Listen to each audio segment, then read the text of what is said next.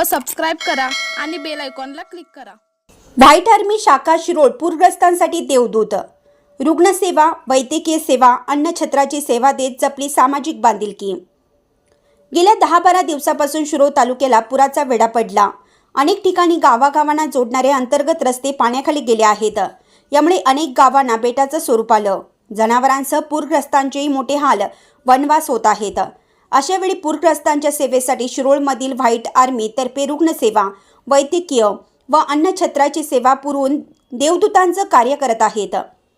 कुरुंदवाडमध्ये शिवाजी पुतळ्याजवळील शिवतीर्थ रस्त्यावर पाणी आलं आहे। यामुळे कुरुंदवाडचा शिरोळ तालुक्याशी संपर्क तुटला। शिवतीर्थाजवळील रस्त्यावर पाण्याला मोठी धार आहे। यामुळे येथील वाहतूक बंद करण्यात आली। अशावेळी ज्या आजारी लोकांना, रुग्णांना शिरोळ, जयसिंगपूर, सांगलीला दवाखान्यात जायचं आहे, अशा पेशंटना व्हाईट आर्मी आपल्या वाहनातून शिवतीर्थजवळील पाण्यातून रस्ता काढीत नुडसीवाडीच्या बाजूला सोडण्याचे दिवस-रात्र कार्य करत आहेत।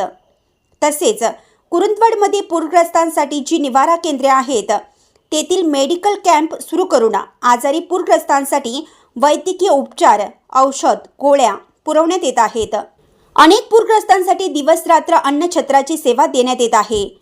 यामुळे शिरोळ व्हाईट आर्मी मार्फत पूर परिस्थितीच्या संकट काळात पूरग्रस्तांसाठी रुग्णांच्या सेवेसह वैद्यकीय व अन्नछत्राची जी सेवा सामाजिक बांधिलकी जपली जातीये, यासाठी व्हाईट आर्मीचे प्रदीप ऐनापुरे, नितीश वनकोरे, निशांत गोरे, निलेश वनकोरे, सुधीर गोरे, विकी निर्मळे, सागर सुतार, निलेश तवंतकर, श्रेयस धुमाळे यांच्यासह 36 जवान दिवस-रात्र सेवा करत असल्याने पूरग्रस्तांसाठी एक प्रकारे देवदूत ठरत आहेत। इंडियाचा आवाज न्यूजसाठी जहांगीर रणमल्ली।